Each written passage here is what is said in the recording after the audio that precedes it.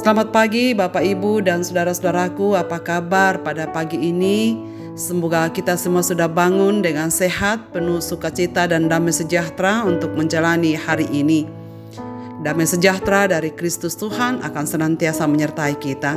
Senang sekali Bapak Ibu dan saudara-saudara, kita berjumpa kembali di acara Renungan Pagi edisi 14 Desember 2022. Pagi ini bacaan kita dari Lukas pasal 1 ayat 26 sampai 30 dan 38 demikian. Dalam bulan yang ke-6 Allah menyuruh malaikat Gabriel pergi ke sebuah kota di Galilea bernama Nazaret, kepada seorang perawan yang bertunangan dengan seorang bernama Yusuf dari keluarga Daud. Nama perawan itu Maria. Ketika malaikat itu masuk ke rumah Maria, ia berkata, "Salam, hai engkau yang dikaruniai Tuhan menyertai engkau." Maria terkejut mendengar perkataan itu, lalu bertanya di dalam hatinya, "Apakah arti salam itu?" Kata malaikat itu kepadanya, "Jangan takut, hai Maria, sebab engkau beroleh kasih karunia di hadapan Allah." Ayat 38, kata Maria, "Sesungguhnya aku ini adalah seorang hamba Tuhan. Jadilah padaku menurut perkataanmu itu." Lalu malaikat itu meninggalkan dia. Melayani sebagai seorang hamba.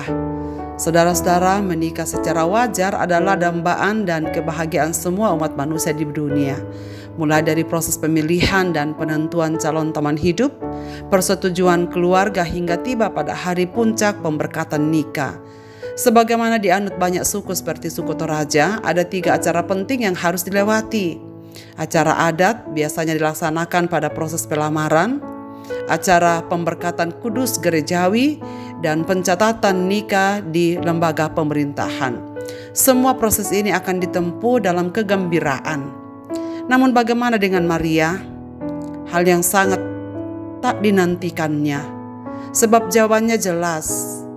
Begitu banyak hal-hal besar yang terjadi padanya. Pertama, ia bertemu dengan malaikat Gabriel. Bukanlah kejadian yang biasa dialami seorang Yahudi, apalagi seorang wanita. Kedua, mendengar berita yang disampaikan Gabriel bahwa ia akan mengandung.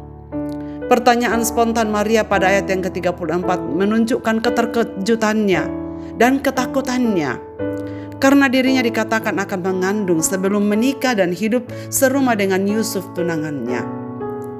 Perkataan ia adalah seorang perawan menunjukkan bahwa Maria betul-betul secara pribadi bukanlah tempat yang kondusif untuk ia hamil di masa ini. Maria memikirkan akibat sosial yang akan dialaminya karena peristiwa itu. Akan direndahkan sebagai manusia yang tak bermoral. Ia hidup dalam budaya yang sangat ketat dengan perkawinan.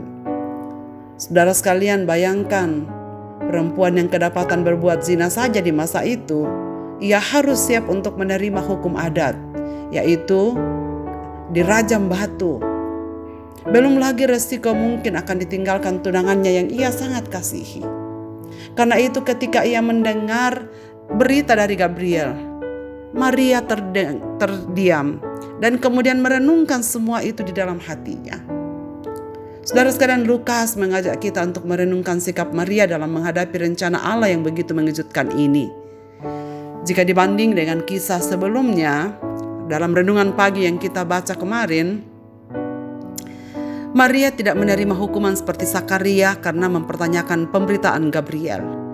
Sakaria ketika mendengar kabar dari Gabriel, ia menjadi tidak percaya bahwa ini tidak mungkin karena istrinya sudah tua dan sebenarnya dirinya tidak siap lagi untuk memiliki anak.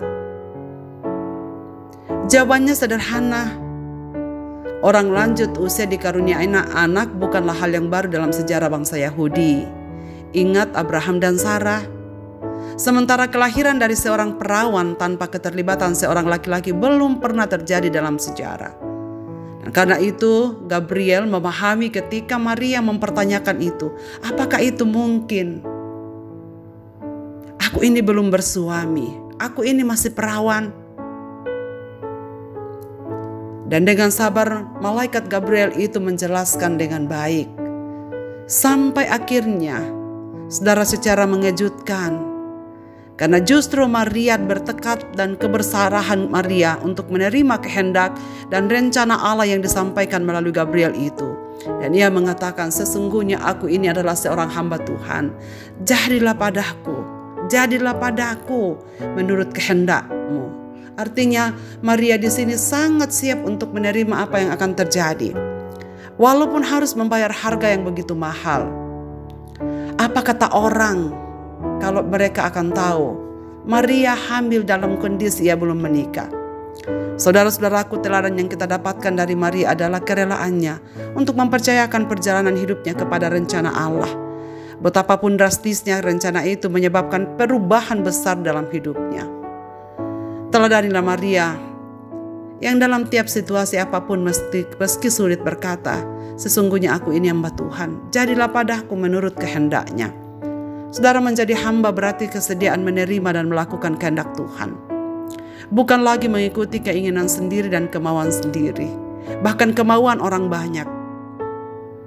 Kesediaan mengikuti skenario yang Tuhan buat hanya bisa dilakukan oleh orang-orang yang telah memiliki kepekaan rohani yang tinggi, yang bersedia memberi diri dipakai oleh Tuhan. Memang banyak orang yang mau disebut melayani Tuhan, tapi hanya sedikit orang yang siap untuk membayar harga yang pelayanannya identik dengan pengorbanan.